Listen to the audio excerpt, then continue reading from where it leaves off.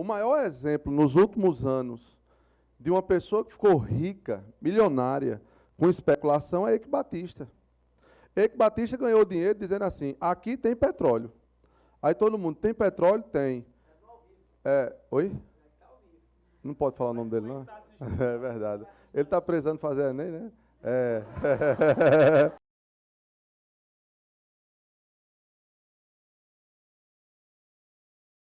Vamos dar uma contextualizada um pouco mais geográfica a esse debate que o Rafael levantou do ponto de vista histórico, né? Veja, o tema da nossa aula é o sistema mundo, mas de onde vem toda essa introdução? Esse mapa aqui que a gente está vendo é um mapa que, por exemplo, representa um momento histórico importantíssimo, que é justamente o momento das grandes navegações, né? É aquela passagem, aquela grande passagem que a gente tem, aquela grande abertura para o início do capitalismo, ainda na sua fase mais primitiva, que é o capitalismo comercial. Mas o que é mais importante você interpretar e começar a entender é que, nesse momento, a gente começa, pela primeira vez, a perceber uma integração entre as economias, agora do mundo inteiro.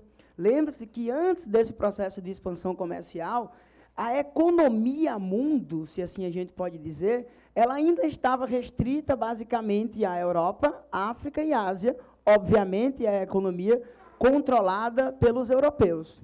Com a expansão marítima e comercial, no século XVI, a instituição das colônias americanas, você integra essas regiões, que até então nem eram conhecidas pelos europeus, a todo o processo produtivo, né? Seu professor de geografia, seu professor de história, sempre traz aquele discurso, olha, o espaço brasileiro, ele vinculado ou já nasceu submetido aos interesses do capitalismo. O que é que ele está querendo dizer com isso?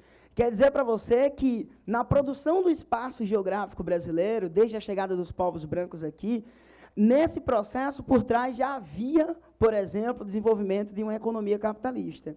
Dessa maneira, desde o começo, a integração do espaço brasileiro, a integração desta área ao sistema mundo, ele já vai se integrar na parte de baixo do sistema. O sistema mundo é a economia global, a integração econômica entre todas as partes do planeta. Entretanto, você sabe que a integração das diversas regiões do planeta em uma única economia, ela não acontece de forma homogênea. Cada uma dessas áreas, ela integra esse sistema mundo com uma determinada função. A princípio, nós chamávamos isso de divisão internacional do trabalho. Hoje, é muito mais comum que a gente use a expressão sistema mundo, para denominar exatamente essa lógica da economia global. Lembre-se que, desde que o capitalismo surgiu, no século XV e XVI, esse sistema mundo aqui, que a gente vai falar sobre a crise dele hoje, ele já passou por diversas fases. A gente tem aqui, no século XVI, XVII, XVIII, um sistema mundo alicerçado no capitalismo comercial, com grande relação entre as metrópoles e suas colônias, uma interação econômica entre esses dois eixos. Obviamente, você sabe que, nessa fase, há um desenvolvimento econômico muito grande das metrópoles. Toda a riqueza produzida pelas metrópoles foi produzida justamente da extração de recursos das suas colônias, né? Dos sistemas de plantations que elas desenvolveram em vários locais. Aqui no Brasil teve, na América Central teve, até mesmo na América do Norte teve o desenvolvimento dos plantations, no caso do algodão. Então, de alguma maneira, esse sistema mundo, ele sempre vai ter um papel ou uma função para cada país. E no decorrer da história, a participação de cada um desses países, ela não vai mudar muito. Lembre-se que, no capitalismo, o sistema ele preserva estruturas clássicas. É muito difícil que hajam rupturas muito grandes no sistema. Obviamente, você sabe que as rupturas do sistema são representadas pelas evoluções, que também existiram, foram muito fortes, principalmente durante o século XVIII, com as revoluções francesas, que é uma grande ruptura de estruturas. Durante o século XX, com as revoluções socialistas, que também representaram importantes rupturas, mas os sustentáculos, as grandes bases que o sistema mundo tem, elas são muito mais difíceis de serem destruídas. Por isso mesmo, o Rafael, durante a sua fala, falava sobre episódios que, durante a história, praticamente se repetem. Os diálogos, os discursos, os enredos dos conflitos, os enredos das crises, eles não mudaram, da antiguidade até os dias atuais. A gente vai perceber que, em algum momento, quando a gente vai levantar a questão da crise atual, essa crise atual, ela também tem uma amarra muito forte com a história do passado. Lembre-se que esse espaço que você tem hoje, ele foi um espaço produzido durante a história. As transformações, elas vão ocorrendo durante a história. A geografia é uma ciência que analisa a história do espaço durante o tempo. Então, são duas observações que a gente tem que ter, são dois alicerces que nós vamos ter que ter. Ou a história enquanto tempo e a história enquanto mudança no espaço. A partir de então, a gente vai analisar esse sistema mundo de uma forma um pouco mais profunda, beleza? Passa aí, Rafael, por favor. Mas o que seria, então, uma crise? Raul, o que, é que seria, então, uma crise? Bem, os meninos já introduziram bem para a gente a globalização, né? E o papel que a globalização teve na criação dos espaços e na criação desse espaço que a gente está vivendo agora, tá? Mas vamos afinar um pouquinho agora o discurso com relação aos conceitos que deram origem a essa aula. O que seria crise? O que seria esse tal sistema mundo? Tá? A gente vai aprofundar agora esses conceitos. O primeiro, no caso a crise, ele é um conceito que é bastante complexo. De acordo com a aplicação que você dá a ele, ele pode ter um significado ligeiramente diferenciado. Tá? Mas, de maneira geral, a gente pode dizer que a crise ela é uma ruptura. A crise é um momento abrupto de ruptura com alguma estrutura pré-existente. Por exemplo, a crise econômica, que é essa que vem à nossa mente imediatamente quando a gente fala em crise. Isso porque, como os meninos também já falaram, a crise econômica ela resulta em várias modificações na nossa forma de vida.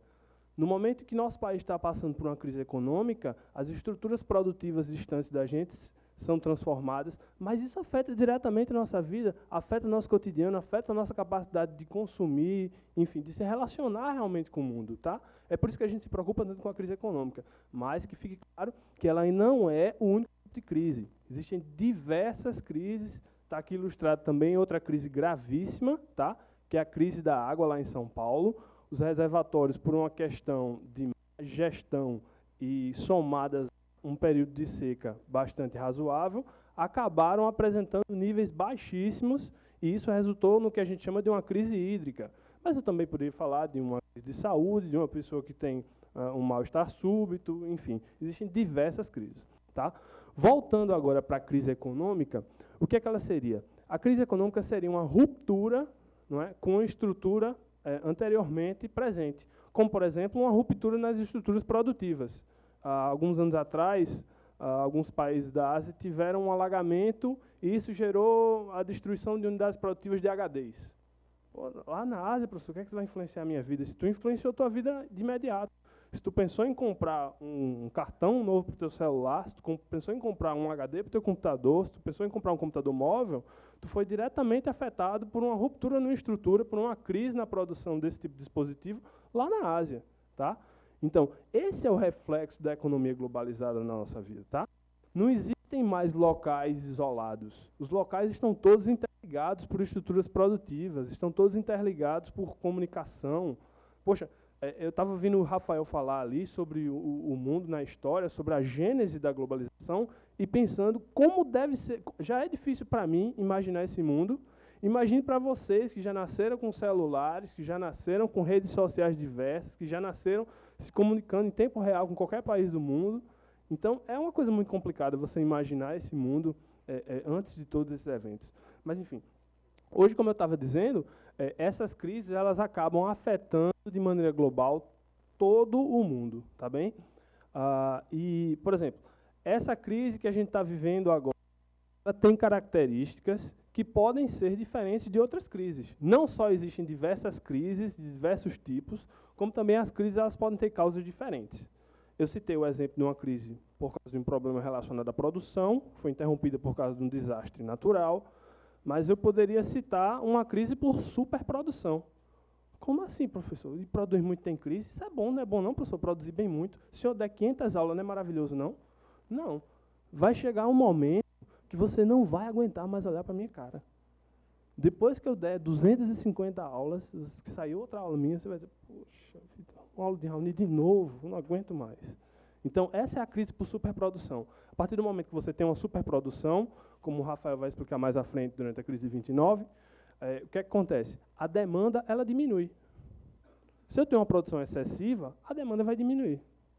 Havendo uma diminuição da demanda, o ciclo de produção ele é quebrado e aí a gente tem uma crise econômica. Tá? Então, e o melhor de tudo é que, normalmente, quando a gente faz uma observação um pouco mais superficial sobre a economia ou sobre o próprio capitalismo, existe uma falsa sensação de que o sistema ele é muito sólido, de que as bases, né, os alicerces, as estruturas, elas são muito permanentes, e elas não são.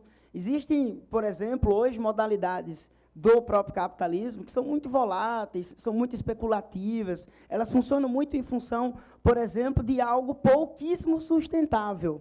Então, a partir do momento que você tem um sistema que, pela sua natureza, ele funciona através de sustentáculos pouco sustentáveis, a crise começa a ser algo previsível. Previsível, né? Raul, por exemplo, falou sobre as crises que acontecem em função da disponibilidade de recursos hídricos. Veja, uma coisa que eu sempre converso com o Raoni, a gente sempre estava batendo papo sobre as nossas esperanças, sobre a economia brasileira. E aí, é quase invariável a gente olhar um para o outro e começa a pensar, qual é o futuro de um país ou de uma economia que se sustenta a partir, basicamente, da exportação de commodities? A gente está no século XXI, e como é que a gente consegue sustentar uma das maiores economias do planeta, basicamente com a exportação de gêneros agrícolas, de produtos manufaturados, ou, como a gente falou, as commodities, os produtos primários para exportação. A gente está falando de produtos que têm problemas com escassez, né? A gente vê aí, o Brasil, por exemplo, alimenta-se de uma crise hoje, e um dos principais destaques dessa crise, um dos setores que mais aparecem nessa crise é a de exportação de minério de ferro. Né? A China vive uma crise hoje, lá do outro lado do planeta, o dragão asiático vive uma grande crise hoje. Obviamente, se existe uma crise no sistema mundo, o consumo vai diminuir, se reduz o consumo, diretamente os chineses vão protagonizar, porque é lá que é feita a produção de uma parte significativa dos produtos industrializados que nós consumimos. Dessa maneira, né, sem os chineses conseguirem crescer no ritmo que eles cresciam antes, eles não vão mais consumir o nosso minério de ferro, eles não vão mais consumir tanto o nosso petróleo. Veja, a crise que a gente tem hoje, ela também tem princípios muito parecidos com aquela crise de 29. Lá vai Rafael daqui a pouco falar sobre uma crise na economia americana no início do século XX e dizer que isso teve um reflexo sobre a economia brasileira, que na época ainda era agrário exportadora. Nós precisávamos vender o nosso café e não tínhamos, por exemplo, o mercado consumidor. Então, veja que os sustentáculos da nossa economia praticamente não mudaram ao longo de um século.